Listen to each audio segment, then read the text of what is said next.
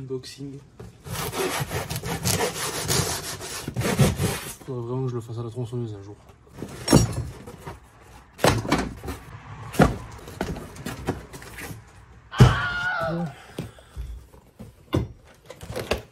Unboxing Oscaro.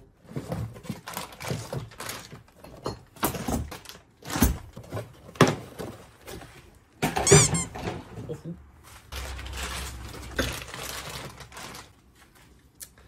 Voilà.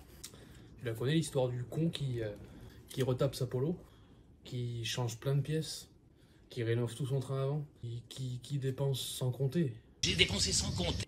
Qui achète des pièces hors de prix, qui change tous les cylindres blocs et tout le machin et tout le merdier, et qui néglige un détail. Voilà. Le détail de la direction. La direction. De la direction, là, tu vois, le bureau de la direction. Voilà, donc ça c'est les biellettes de direction. Donc ce qui te permet de faire tourner tes roues. Gauche-droite, gauche-droite. Et voilà, faut que je les change. Parce qu'on s'est rendu compte, quand on est en train de bricoler la polo, quand on a remonté les jambes de suspension, on s'est rendu compte que les barres de direction, enfin pas les barres, ça. On s'est rendu compte que les rotules, ben, elles étaient déchirées, étaient craquelées, déchirées. Donc, elles étaient mortes. Ça, j'aurais pu m'en rendre compte longtemps avant. Bien avant tout ça, il y a très longtemps. J'aurais pu m'en rendre compte, les acheter, les changer pendant que le moteur était sorti, parce que j'avais accès, j'avais toute la place possible, inimaginable pour accéder aux barres. Pour accéder aux barres, pour les changer sans me faire chier. Ben non. Je me suis décidé et je m'en suis rendu compte là, quand on a quasiment fini la polo. Hein, tu vois là, elle est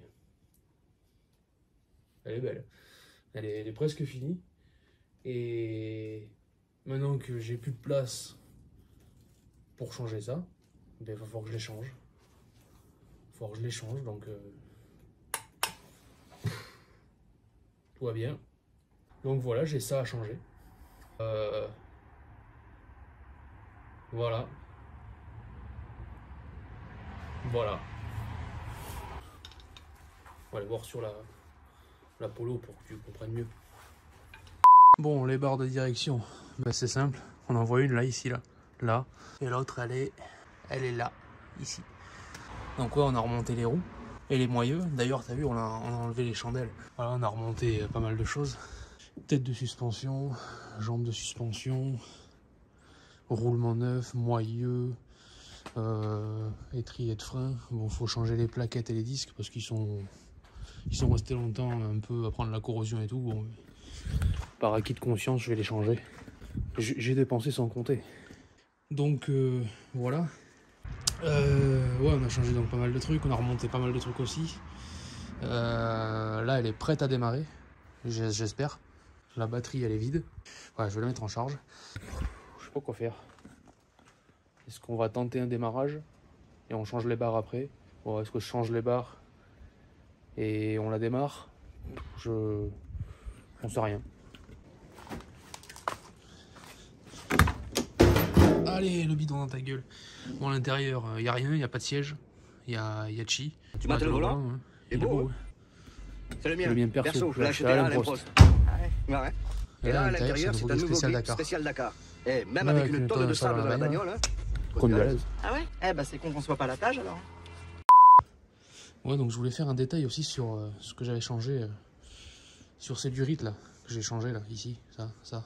C'est des durites en silicone renforcé, donc c'est adapté pour les circuits de suralimentation. Donc montage turbo, compresseur, ça tient la pression, c'est solide, ça craque pas, enfin voilà. Et comme ça en apparence, là, on dirait pas un peu du cervelas, tu sais, ce saucisson dégueulasse, tu sais, qui pue en plus. On dirait de ça, hein, sans décoller. Il y a du riz en cervelas.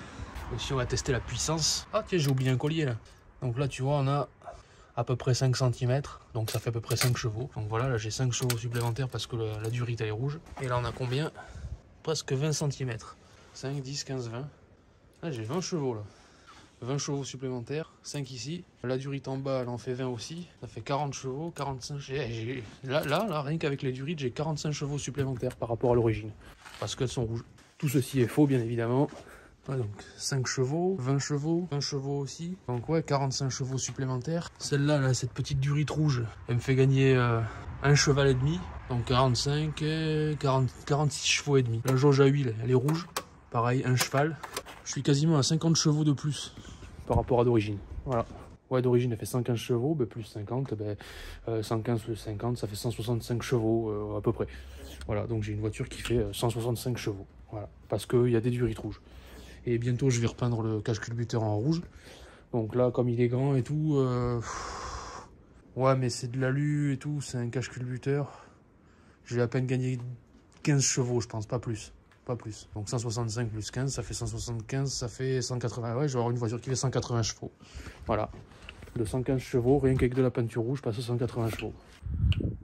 Apprenez la prépa avec de la peinture rouge. Bon, on va tenter de la démarrer. A few moments later.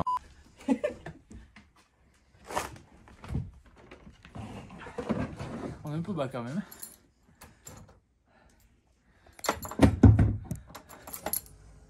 Putain, ça fait bizarre. Ah oui, il me faut la pression. Donne-moi ta lampe. Il faut que je vois la pression d'huile. C'est laquelle déjà, je sais plus. Regarde s'il n'y a pas d'étincelle. Oh, ça marche pas. Ça marche pas. Il n'y a pas de démarreur. Il n'y a pas de démarreur. Parce qu'on a dû se tromper. On a dû se tromper.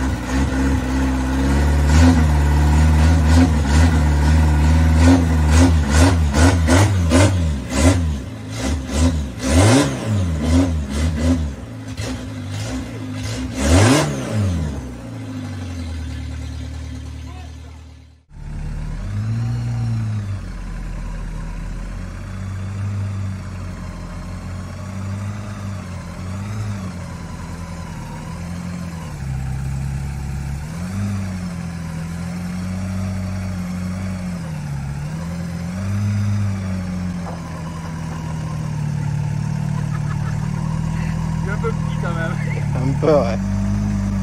C'est trop bizarre. Pour rien.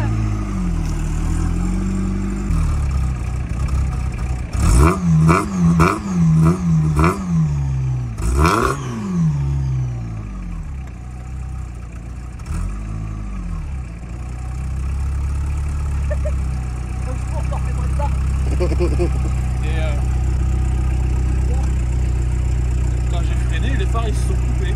Ah ouais? Ouais, faut voir si la batterie charge. Pour tester la charge.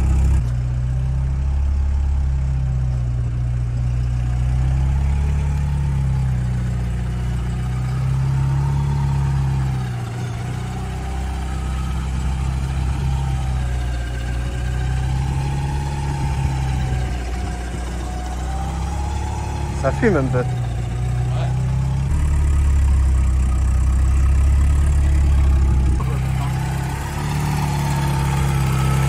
Ouais. Charge. On a une bonne charge. Ouais. Tant qu'elle se remet en piste, voilà.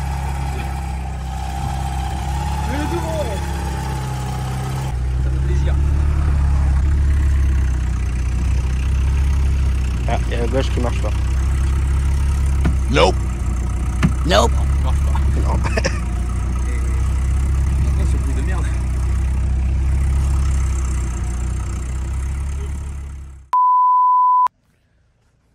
Regarde ça.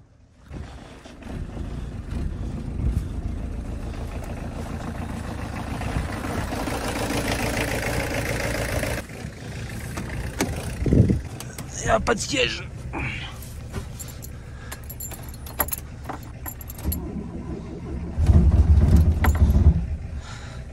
Ça là.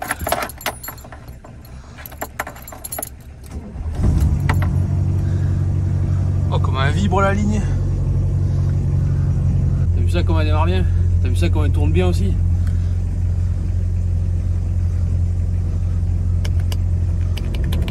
On doit pas être branché. Bon, il n'y a pas de siège. Comment ça vibre? Ça, c'est la ligne d'échappement qui vibre. Truc de fou.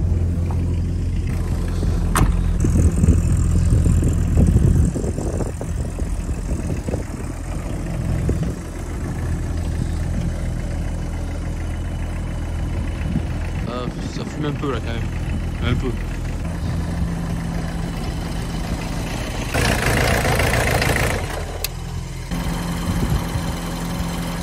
Aïe, ça démarre.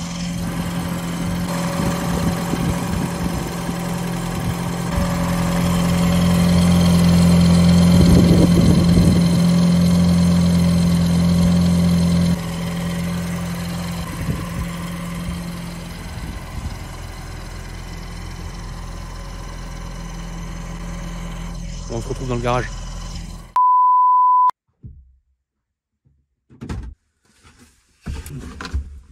Il va falloir que je pense installer des sièges, moi. Bon, oui, parce que là je touche le plafond quand même. Pour conclure cette bien belle vidéo à bord de la G40. Donc voilà, c'est bon, c'est fini. Le moteur est en place, il démarre. La voiture roule, enfin roule. On n'a pas encore fait d'essai sur route parce qu'il y a des trucs à régler encore. J'ai toujours le carrossage à régler, j'ai une roue comme ça, une roue comme ça. Enfin voilà, j'ai les roues en vrac. Déjà d'une, les pneus sont pas gonflés non plus. Il n'y a pas les sièges pour rouler, donc voilà. Il y a des détails à finir. Des petits détails, de rien du tout. Le redémarrage a été un peu capricieux, dans le sens où le démarreur était collé. C'est-à-dire que lors du premier essai de démarrage, j'avais rien à la clé, j'avais rien du tout. On tournait la clé, ça marchait pas, parce que le démarreur était collé. Ça faisait tellement longtemps qu'il n'avait pas tourné, il a pris l'humidité, l'entraînement ne se faisait pas parce qu'il était collé par l'oxydation, enfin tout le merdier, quoi. Donc il a fallu qu'on le démonte, qu'on le débloque, qu'on teste le démarreur, histoire de voir qu'il soit vraiment pas bloqué, qu'il faille pas le changer par exemple. Donc par chance il était juste bloqué, on l'a débloqué, on l'a testé, il tournait, on l'a remonté, on l'a bien branché et voilà, hein. Donc on a fait les essais, mise en pression d'huile, tout ça, et puis une fois que ça a été fait, clac, elle a démarré comme tu as pu le constater. Donc ça c'est fait et il n'y a plus qu'à finir et donc à la faire rouler. Prochaine étape, la route. Et là, ça va le faire. Bon allez, je vais me sortir de cette boîte de conserve moi. Allez, la suite après, on s'appelle.